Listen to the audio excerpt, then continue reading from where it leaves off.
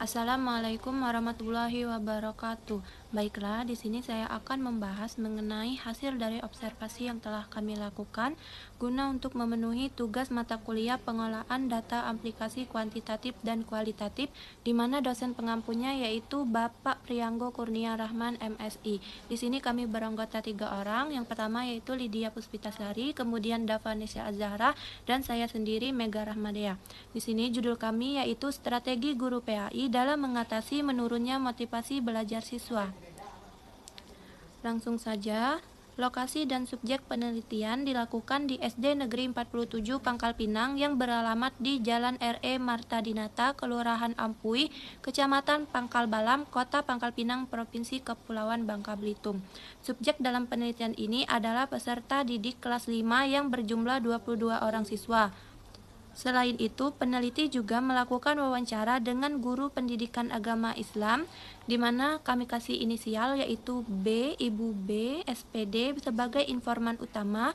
Wawancara ini bertujuan untuk memperoleh informasi yang lebih mendalam mengenai pelaksanaan pembelajaran PAI, metode yang digunakan, serta faktor-faktor yang berpengaruh terhadap motivasi belajar siswa di SD Negeri 47 Pangkal Pinang. Selanjutnya, teknik pengumpulan data. Kami menggunakan 3 teknik, yang pertama observasi, yang kedua wawancara, yang ketiga dokumentasi. Observasi dilakukan secara langsung di dalam kelas untuk mengamati aktivitas siswa selama proses pembelajaran berlangsung. Peneliti mencatat sejauh mana siswa aktif dalam mendengarkan ceramah, menjawab pertanyaan, mengajukan pertanyaan, dan menyelesaikan tugas yang diberikan guru. Observasi dilakukan menggunakan lembar observasi keterlibatan siswa. Kemudian wawancara. Teknik ini digunakan untuk memperoleh informasi lebih lanjut dari guru dan siswa. Wawancara dilakukan secara terstruktur dan bertujuan untuk mengetahui pandangan guru terhadap penerapan metode ceramah, kombinasi, serta tanggapan siswa terhadap metode yang diterapkan. Wawancara membantu peneliti memahami faktor-faktor yang mempengaruhi keterlibatan siswa secara lebih mendalam. Kemudian yang terakhir, dokumentasi. Dokumentasi dalam penelitian ini berupa kumpulan foto-foto kegiatan pembelajaran, rekaman suara atau video, serta hasil percakapan antara peneliti, guru, atau siswa melalui aplikasi perpesanan di HP seperti WhatsApp. Data digunakan sebagai bukti pendukung terhadap observasi dan wawancara, terutama untuk menunjukkan keterlibatan siswa selama proses pembelajaran berlangsung. Berdasarkan hasil analisis data yang telah dilakukan, diketahui bahwa terdapat hubungan antara gaya belajar dan minat belajar siswa. Temuan ini menunjukkan bahwa gaya belajar yang dimiliki siswa berperan dalam menentukan tingkat keterlibatan siswa terhadap kegiatan pembelajaran. Semakin sesuai gaya belajar siswa dengan proses pembelajaran yang diterapkan, maka minat belajar siswa cenderung semakin meningkat. Hasil penelitian ini sejalan dengan teori gaya belajar yang dikemukakan oleh De Porter dan Hernaki, yang menyatakan bahwa setiap individu memiliki gaya belajar yang berbeda-beda, seperti visual, auditory, dan kinestetik. Apabila pembelajaran disesuaikan dengan gaya belajar tersebut, siswa akan merasa lebih nyaman dan mudah memahami materi, sehingga keterlibatan siswa dalam pembelajaran meningkat.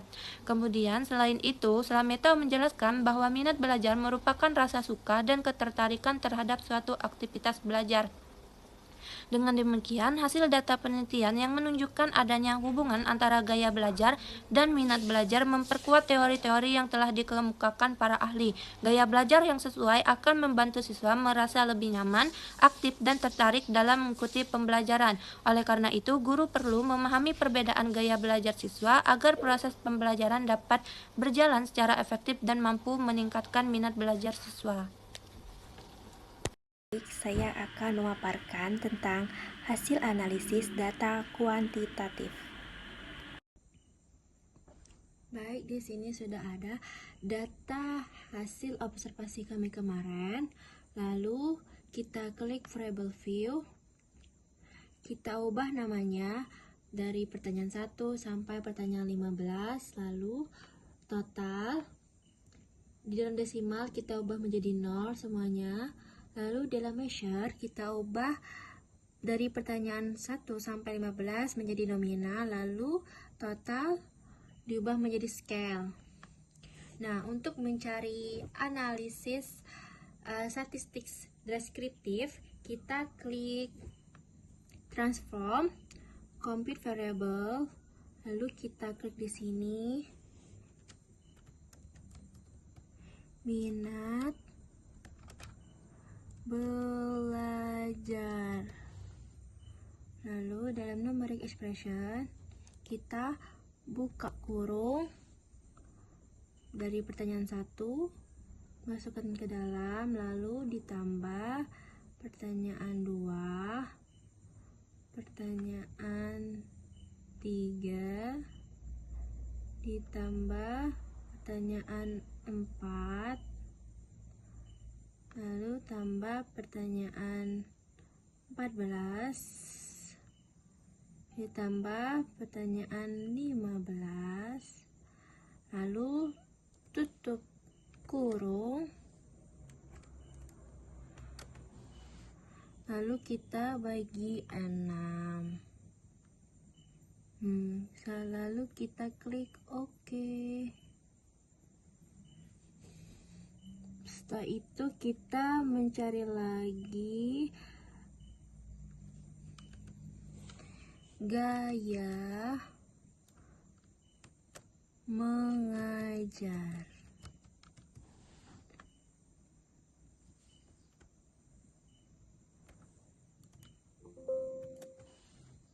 Gaya mengajar dari pertanyaan 5 tambah pertanyaan 6 tambah pertanyaan 7, lalu tutup kurung, bagi 3, lalu klik OK. Setelah itu kita klik transform lagi, kita ubah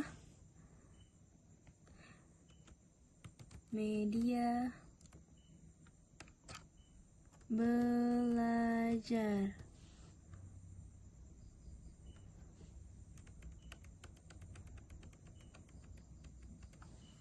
Media belajar dari pertanyaan 8 ditambah pertanyaan 9 ditambah pertanyaan 10, lalu kita klik OK. Setelah itu kita transform lagi, klik ubah menjadi lingkungan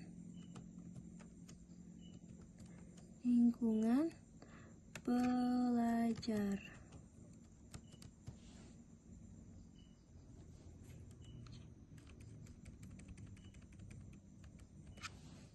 Dari pertanyaan 11 ditambah pertanyaan 12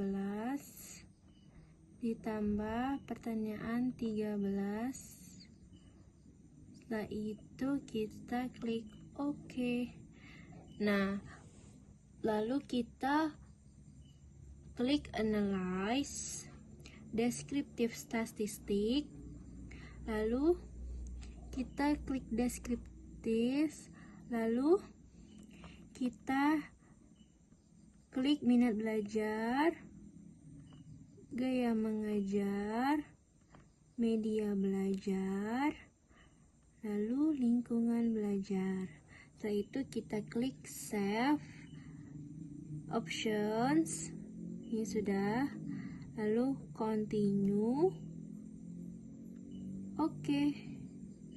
Nah, ini sudah ada minnya. Lalu kita cari lagi uji analisis validitas.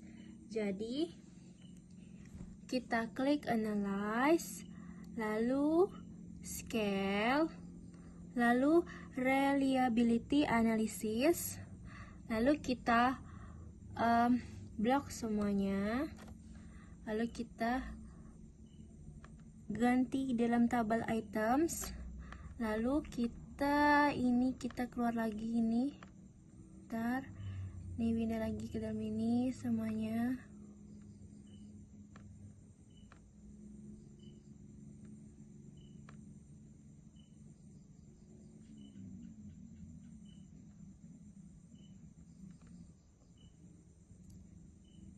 Nah, udah. Ini dalam tabel item cuman ada pertanyaan 1 sampai pertanyaan 15. Lalu kita klik statistics, klik centang item, scale if item delete, lalu correlations. Setelah itu continue, klik OK. Nah, ini sudah ada output validitas. Nah, di sini di dalam item total statistics ini, di dalam correlation, nah di sini kan ada yang tidak valid. Nah, yang tidak valid ini ada di pertanyaan 1, pertanyaan 12, pertanyaan 13, dan pertanyaan 14. Dan pertanyaan 15 juga. Nah, setelah itu kita mencari yang reliabilitas yang valid. Jadi kita klik analyze lagi, lalu scale reliability analysis. Nah, kita buang pertanyaan 1 ini. Setelah itu pertanyaan 12. Setelah itu pertanyaan 14 dan pertanyaan 15. Setelah itu klik OK. Nah, ini sudah ada data item total statistiknya. Ini sudah valid semuanya. Nah, setelah itu kita akan mencari uji korelasi. Jadi kita klik analyze, setelah itu correlate, lalu klik bivariate. Lalu kita cuman klik minat belajar, lalu gaya mengajar. Setelah itu kita klik options, means and standard deviations, lalu continue. Setelah itu kita klik OK. Nah, ini sudah ada hasilnya. Di SIG 2 toilet hasilnya 0,02.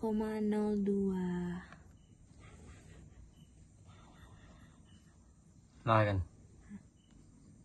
Nah belum. Nah, Baiklah, sebelumnya telah dijelaskan mengenai tentang tutorial memasukkan data menggunakan SPSS. Nah, di tutorial tersebut telah dijelaskan tentang uji deskriptif statistik, uji validitas, uji reliabilitas, dan uji korelasi. Nah, selanjutnya saya akan membahas hasil kuantitatif dari menggunakan SPS tadi. Yang pertama ada uji analisis statistik deskriptif. Nah, untuk apa analisis statistik deskriptif dilakukan? Jadi, analisis statistik deskriptif dilakukan untuk mengetahui gambaran umum masing-masing variabel penelitian yang meliputi yang pertama minat belajar, yang kedua gaya mengajar guru, yang ketiga media belajar, dan yang keempat mengenai tentang lingkungan belajar. Nah, berdasarkan hasil perhitungan SPSS, diperoleh nilai rata-rata untuk variabel minat belajar itu sebesar, di bawah ini sebesar 4,24, gaya guru mengajar itu sebesar 4,48, media belajar sebesar 4,38, dan lingkungan belajar sebesar 4,15. Lalu, jika dikonversikan ke dalam bentuk persentase menggunakan rumus di bawah ini, maka diperoleh data hasil sebagai berikut. Minat belajar siswa persentasenya sebesar 84,88%, gaya guru mengajar persentasenya sebesar 89,78%, media pembelajaran persentasenya sebesar 87,78%, lingkungan belajar persentasenya sebesar 8,3,11%. Dan menurut Sugiono tahun 2019, data skala Likert dapat diubah ke persentase agar lebih mudah diinterpretasikan. Dan Ridwan tahun 2012 juga menyatakan bahwa rentang persentase 0 sampai 100 dapat dibagi menjadi 5 kategori dengan interval 20% sebagai berikut di bawah ini. Lalu, berdasarkan kriteria kategori persentase, keempat variabel tersebut berada pada kategori sangat tinggi, yaitu lebih dari 81%. Dan dengan demikian, dapat disimpulkan bahwa responden memiliki persepsi yang sangat positif terhadap seluruh aspek variabel penelitian. Lalu yang kedua ada uji validitas. Jadi, uji validitas dilakukan untuk mengetahui seberapa layak pertanyaan kuesioner penelitian. Dan uji validitas ini dapat dikatakan layak apabila memiliki nilai lebih dari 0,30. Berdasarkan hasil uji ditemukan bahwa sebagian besar dari pertanyaan memenuhi syarat validitas seperti yang ada di bawah ini. Namun, terdapat item yang memiliki nilai di bawah minimal, yaitu nilai kurang lebih dari 0,30, sehingga beberapa pertanyaan tersebut tidak dikatakan tidak valid. Akan tetapi, instrumen yang tidak valid itu tidak usah kita gunakan pada uji berikutnya. Lalu yang ketiga ada uji reliabilitas. Jadi, hasil uji reliabilitas awal terhadap 15 item menunjukkan nilai Cronbach alpha sebesar 0,795 yang menandakan bahwa instrumen sudah cukup reliable. Namun, karena masih terdapat beberapa item yang tidak valid, maka dilakukan uji reliabilitas ulang dengan hanya menggunakan 11 item yang valid. Dan pada pengujian kedua, nilai Cronbach alpha meningkat menjadi 0,819, sehingga dapat disimpulkan bahwa instrumen dengan 11 item valid tersebut sudah reliable, konsisten, dan layak digunakan dalam penelitian. Yang terakhir ada uji korelasi. Jadi, uji korelasi ini digunakan untuk mengetahui hubungan variabel minat belajar dengan gaya mengajar guru. Nah, metode yang digunakan adalah korelasi Pearson Product Moment. Nah, hasilnya ada di bawah ini. Jadi, hasil uji menunjukkan nilai R sebesar 0,537 dengan nilai signifikan 0,002. Karena nilai signifikan lebih kecil dari 0,05, maka dapat disimpulkan bahwa terdapat hubungan yang kuat, positif, dan signifikan antara gaya mengajar guru dengan minat belajar siswa. Artinya, semakin baik gaya mengajar yang diterapkan oleh guru, maka semakin tinggi pula minat belajar siswa. Nah, temuan ini konsisten dengan teori pendidikan yang menyatakan bahwa gaya mengajar yang efektif dapat meningkatkan motivasi dan minat peserta didik dalam proses pembelajaran.